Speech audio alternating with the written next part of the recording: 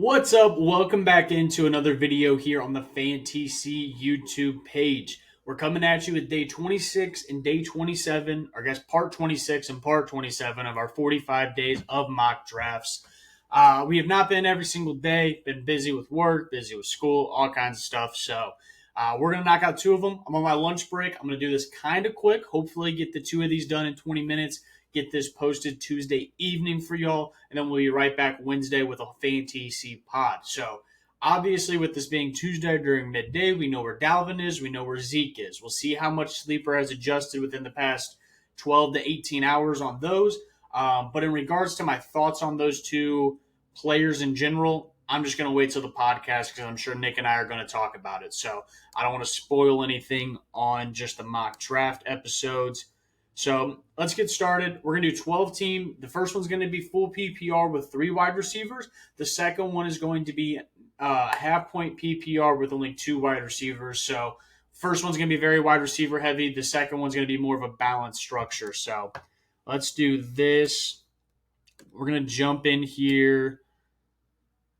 All right, we're drafting from the 6. I love drafting from anywhere for usually 8 backwards. I usually get a player that I want at 6. I know I'm going to. Let's see who it is that ends up falling to me today.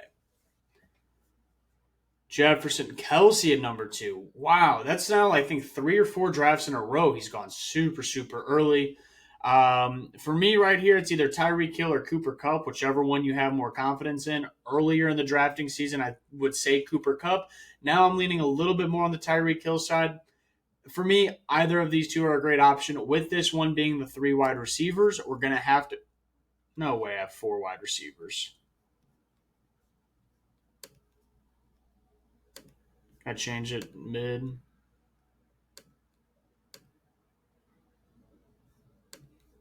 Okay, we're good. We're 3 wide receivers. Dang, I thought I was going to have to restart.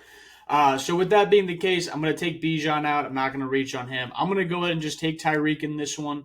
He's been my guy that I've been going to in this spot, so I'm just going to keep going with my consensus. Cooper Kupp, Saquon, Diggs, Bryant, Bijan Robinson. I got to quit doing that. CeeDee Lamb, Devontae Adams, Nick Chubb, Patty Mahomes, Henry, Wilson, A.J. Brown, St. Brown. That's a little sucky. I wish Amon-Ra St. Brown would have made it back around for my second round pick.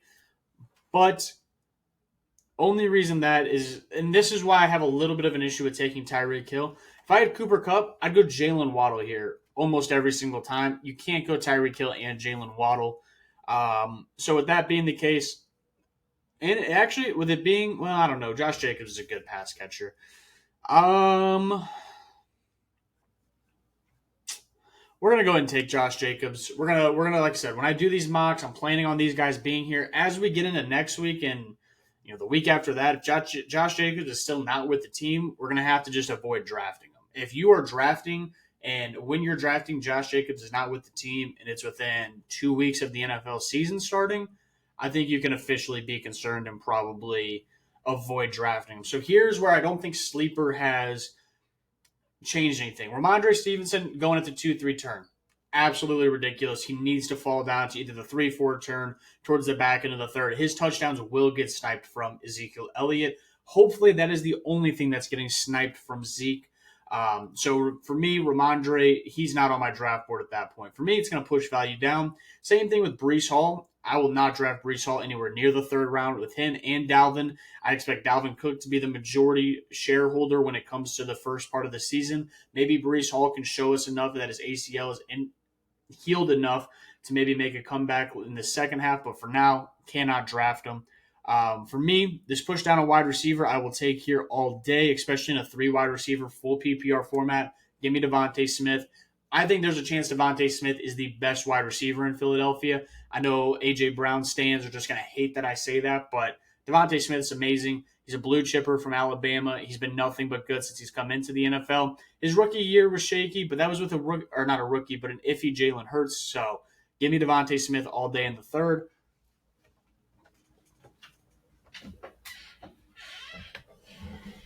Come on. There you go. Lay down. All right. We swoop back around. We're doing pretty well with a balanced team so far. Tyreek Hill, Devontae Smith, Josh Jacobs. For me, I have a feeling I'm going to get my guy Miles Sanders in the fifth round of this draft. It's a little risky.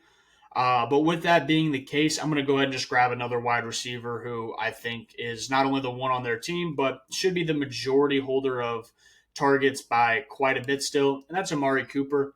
Especially in full PPR, he can be very dangerous. So I like to add him. Oh, Miles Sanders didn't even come close. Wow, he's all the way up in the fourth now. Dang, that sucks. Um, all right. So here's one thing. Obviously, all the main quarterbacks are taken off. Trevor Lawrence is still here. I've personally come down just a little bit on Trevor Lawrence just based on the fact he's not really a runner. Like, if we look at his stats from last season, I don't know if this is going to show rushing. It does. Okay. 2022 rushing, attempts, yards. I mean, he broke, down this, Las Vegas, he finally broke a good number. He did it again here against the Jets when he had a solid week, but overall, he is not going to be the greatest runner of the football. So you're 100% relying on his arm. Now, I do think he is extremely talented, so I don't mind betting on the talent of him, but I can't do it here in the fifth round anymore. I personally am keeping him for a 15th rounder in one of my leagues where we keep one player. I love that because I'm basically getting what you would consider a last round quarterback at a guy who I have a lot of trust in. I just can't draft him in the fifth round. So here, I don't really love my options. I was really hoping Miles Sanders would have fallen back around to me. Like my dream scenario, looking back at it now, would have been Miles Sanders, Christian Watson, probably, but that didn't work out. We're going to go ahead and draft Dameon Pierce. I don't mind drafting him. Houston has not shown anything besides signing Devin Singletary that would make you think that he's going to be less than a three down back. There's a chance Singletary gets worked in a little bit, but he should still be a workhorse. As my RB2, I don't mind it. If you go zero RB, I would not trust Dameon Pierce as your RB1. I find that very risky. So here is where it's tough because in full PPR with three wide receivers, I think I'm going to have to go Marquise Brown and just bet on the upside of Marquise Brown. But if this was more of a balanced lineup, half PPR with only two wide receivers, I'd go James Conner here all day and just basically solidify either Dameon Pierce or James Conner as my running back too, and I would be pretty happy with that. But in the situation I'm in right now, I've been going Brown quite a bit, but Mike Williams is interesting. With it being full PPR, I'm going to go ahead and stick with Hollywood Brown.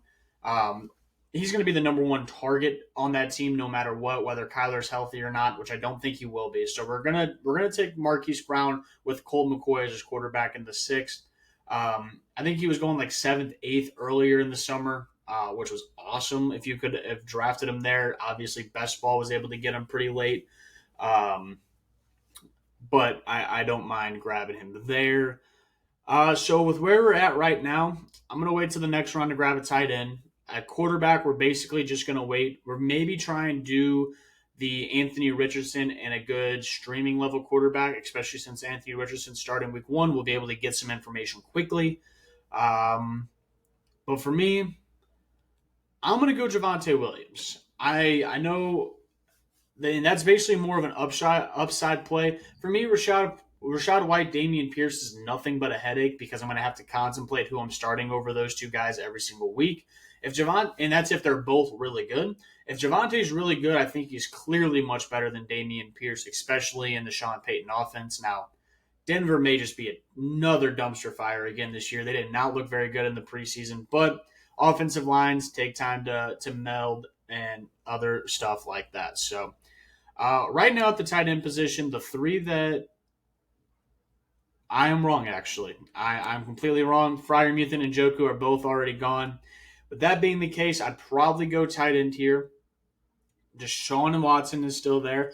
Tua is still there, actually, which means I could pair up Tua with Tyreek Hill, which I think last year probably won people a couple of weeks. I'm actually going to do that again here in this draft. Evan Ingram's probably not making his way back around to me. That's something I'm going to have to live with. I'm just going to have to commit to streaming the tight end position. I'm okay with that. I got a nice quarterback wide receiver stack. I always try to find one of those naturally. I never try, like, I wouldn't have drafted Tua over Javante or Marquise Brown because I wanted that stack. But when they fall to you at ADP, you got to be happy. You got to take those. Um,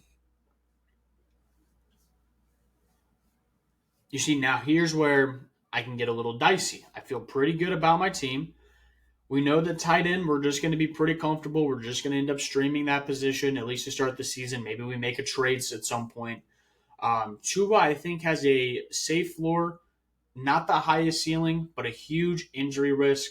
Anthony Richardson doesn't have a safe floor, has a huge ceiling, and we'll see, if injuries start to bother him at all. With him being the week one starter, it's a little crazy, but I want to see how it works out. I'm going to take AR-15 right here. Isn't that his number? Isn't he 15? I think that's his nickname. That might have been incorrect, but I'm pretty sure he's number 15. Does it say it on here? Oh, show player card. There we go. Nope, he's number 5 now. Was he 15? Maybe he was 15 in Florida. That would make sense. Alrighty.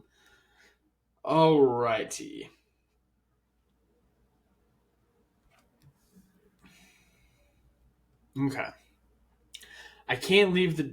This is the issue with going 2 quarterbacks. And granted, I'm only going 3 bench spots deep, so I could always add more depth at certain positions later. Um,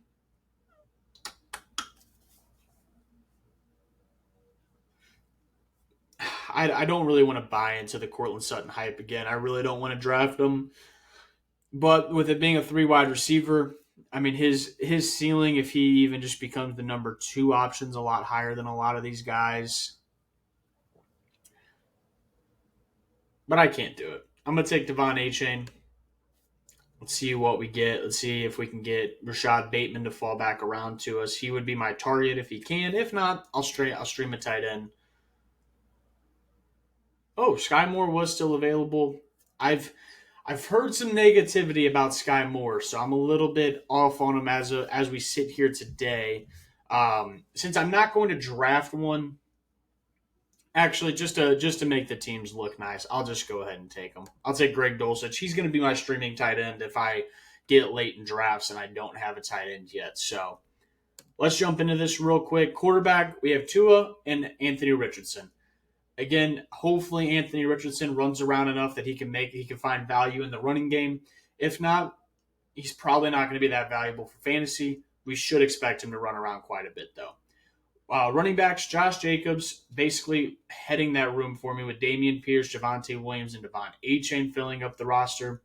Tyreek Hill, Devontae Smith, Amari Cooper, and Hollywood Brown, probably my strongest position group. I think Josh Jacobs is a great RB1, but after that, there's question marks.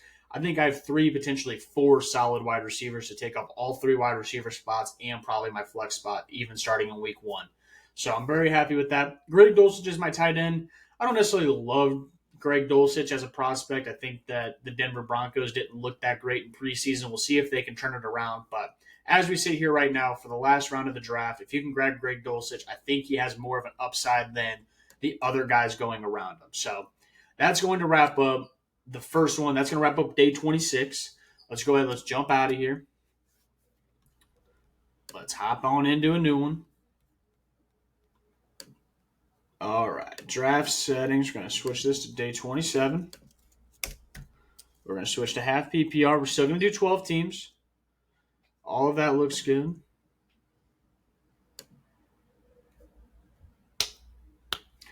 Only 2 wide receivers, 1 flex. So, like I said, it's going to be a very balanced roster. You can go running early, 2 or 3 early running backs, and it's not going to feel like you're just fishing for wide receivers like you would have last time, especially with it being half PPR. And then draft order, where we're drafting from the 3 spots. So we're going to get ourselves a CMC, a Jamar Chase. Justin Jefferson would be a pipe dream, but it's happened before. We're going to get ourselves one of those top guys. So let's see who it ends up being. Got that changed. 12 team, half PPR. Everything looks good. Let's refresh these for the half PPR settings. Okay. Let's jump back into it. See, this is why I don't even necessarily like doing these anymore with the AI. That's just idiotic. If your draft goes Kelsey Cup and you're sitting here at 3, that's almost a nightmare. I don't even necessarily love the number 1 pick because I'm just going to go Jefferson and bank on what he has been. But Chase is there, which is interesting. CMC is there, which is interesting. Um, I know that I'm going to end up getting running backs that fall in the 2-3 turn that I'm okay with having. So I'm going to go Justin Jefferson. And half PPR, though, if you like the running back security and go CMC, which CMC and running back security in the same sentence doesn't make a lot of sense, but I'd understand it. Tyreek Hill going at number 10's criminal. Nick Chubb's getting pushed up to almost a first rounder, about time. Okay, so we saw again Ramondre Stevenson going there in the second. That's not happening. We can just kind of ignore that for now. This is tough, though. Love Tony Pollard. I love Jalen Waddle. I would honestly be happy with either of these two guys on my team. Here's one thing, though. I know I'm going to get most likely Chris Olave in the 3rd round. So with that being the case, I'm going to go Tony Pollard as my running back 1. Oh, fuck. I don't know. I mean, I guess we're not a friendly family YouTube channel, but don't like to just throw out the F-bomb. Okay.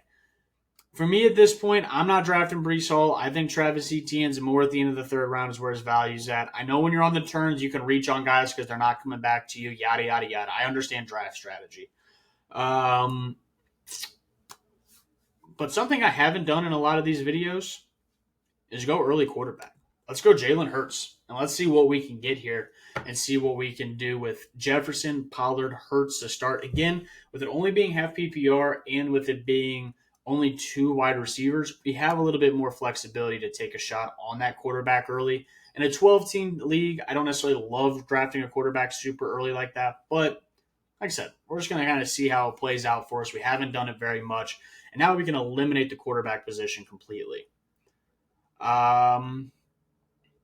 For me right here, the guy next to me needs running backs. There's 0 chance I'm letting him get his hand on Miles Sanders. I'm taking Miles Sanders. Miles Sanders is a 4th round pick now. He would have gone there at team 2 if I wouldn't have taken him. I'm okay with drafting him where he's going. Now the question, do you want to go Jerry Jeudy? Do you have faith in Jerry Jeudy? Me personally, not really. Not the player, but just the Denver Broncos in general. It's the same video. I don't know why I'm thinking of these two separate videos. But as I was saying in the last draft, I'm just a little iffy drafting their players right now. And if they're good, it's going to pan out a lot for the people who drafted them. But, I mean, I just have a nasty Denver Bronco and Russell Wilson taste in my mouth from last year after seeing their bad start, trading for a couple of players from the Broncos, just thinking it had to be turned around, trusting Russell Wilson. So, with that being the case, I'm going to go ahead and draft a guy that I have faith in, and that's Christian Watson. I think Christian Watson is the clear number 1 in Green Bay. I think Christian Watson is also going to be I think Jordan Love, even if he's just a game manager in that LaFleur offense, I think Christian Watson is going to flourish this year. I think he's going to be a guy we're considering at the level of, I would say, I know he's not maybe as special of a talent, but he's going to be up there around T. Higgins, Devontae, or DK Metcalf, Keenan Allen, Devontae Smith. He's going to be in that 3rd round next year. I truly think that he has superstar breakout potential for fantasy football. I love the balanced team I'm building right now. Obviously, quarterback is already taken out. Only half PPR. See, so this is actually a great exercise here because do you take Dalvin Cook? I don't love the Minnesota situation at all. Why the hell did I just say Minnesota? I do not love the New York Jets running back situation at all. We see Breece. Where'd he go? Middle of the 3rd. We got Dalvin here towards the end of the 6th. Dalvin's the pick. It's not even a question. He may be a little less explosive, maybe a little older, a little bit more tread on the tires. But Breece Hall is just coming off the pup. He's in individual workouts now. He is not going to be ready for a full workload of NFL running back snaps week 1. Dalvin Cook, I bet, is closer to a 70-30 split than a 50-50 going into week 1. So I'm going to draft him here. It's the first time I've drafted Dalvin Cook pretty much all through all these mock drafts simply because you just don't know what you're going to get. You didn't know where he was going to be. For me, Dalvin Cook should be going where Miles Sanders is. He should be up there because when you're drafting, you're really drafting for the first 4 to 6 weeks. You're hoping you draft a good enough team to help stack a couple wins, and then you've got to hit the waivers, you've got to hit trade, and you've got to find ways to make other acquisitions on your team. There's no way you're going to take the team you draft and just immediately go turn them into a champion. Don't love Rashad White. I don't love Isaiah Pacheco. Did James Cook already come off the board? James Cook is a guy I've been rising on quite a bit. He's right there. We're not early anymore, so I'm gonna do it. I'm gonna draft Darren Waller and see what my team can finish up looking at with Darren Waller and Jalen Hurts. I don't necessarily know if I take a lot of shots on Darren Waller this year. I'm not saying go draft him in every draft you have, but if you fall down into the 7th and you got Darren Waller staring you in the face, I don't mind the pick.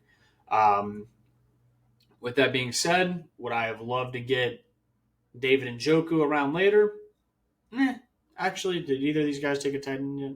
Both these guys already have tight ends, so if it swings back around to me, I could probably wait, get Njoku in the 9th, which I don't know. I mean, I heard something on the fantasy footballers. If you are banking on both Njoku and Ingram, you're banking on outliers. Year 7 tight ends just having breakout fantasy seasons probably won't happen. They'll probably be above the streaming level. Like you'll feel more confident than if you had a Tyler Higbee or Greg Dulcich. But I don't think they're breaking into the top 3 to 5. I think on a points per game and consistency basis, I think Darren Waller can be there. I think he's the number one option in New York. At least to start the season, I don't mind having him. I think he's a little bit of a risk long term, though. And half PPR, I don't necessarily love Gabe Davis. Michael Thomas is a little iffy for me. I'm not drafting Kadarius Toney.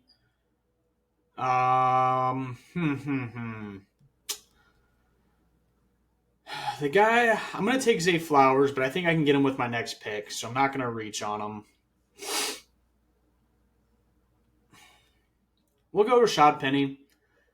If he's really good for the Eagles, it's a great looking pick. If he's himself and he gets injured or it's a split in Philadelphia, oh well. It's a 8th round pick. I feel okay if I have to drop him if I just don't see he's involved, or if he gets cut or something crazy before the season starts.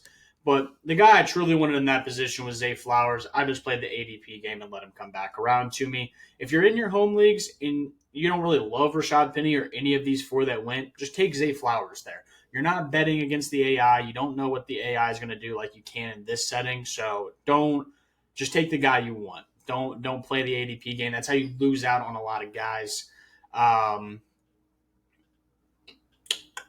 Yep, I didn't take Njoku, so I'll 100% take Elijah Moore here, get myself a little bit more running back depth with some back-end guys. So let's take a look. Quarterback Jalen Hurts. Now, that's probably the best my quarterback position has been all offseason besides when I've drafted Lamar or Justin Herbert. So got one of those top 3 guys. Also got Jefferson, Christian Watson, Zay Flowers, Elijah Moore. So Jefferson and Christian Watson are going to be my 2 guys that I am basically banking on.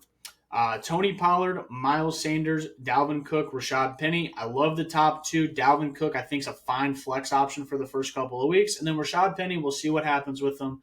And then Zay Flowers, Elijah Moore, same thing with those guys. I have my starters. If those guys develop and I see a consistent role in their offenses and they are putting up numbers, I can easily flex them. Or if Christian Watson isn't who I think he's going to be, I can replace him. And then Darren Waller at tight end gives me a little bit of flexibility at other positions, I think, because I'm not going to be looking at the tight end position pretty much all season long unless something happens to Waller, which you're hoping that does not happen. So the way that I see this draft shaking out, I'm overall very happy with it. Obviously, when you go Jalen Hurts and Darren Waller, your wide receivers and running back depth is going to look a little shaky. I think I did a good enough job at least piecing it together. Let me know what you guys think in the comments. Make sure to subscribe, like, comment, check out all the content. We're going to be rolling out so much fantasy football content. At least I know I will be for the next couple of months. So make sure you're subscribed. Make sure you follow all the socials. Peace out.